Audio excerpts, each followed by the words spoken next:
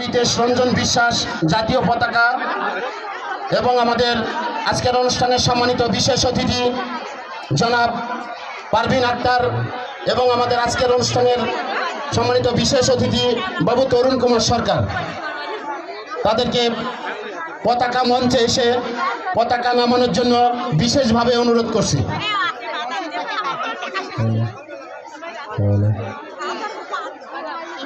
পতাকা নামানোর সময় আমরা যে যেখানে রয়েছি সবাই আমাদের দাঁড়াতে হবে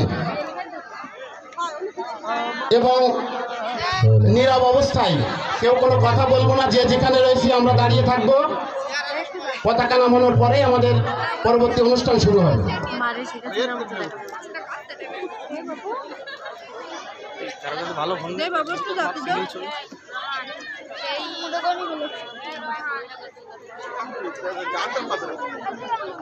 পতাকা নামতে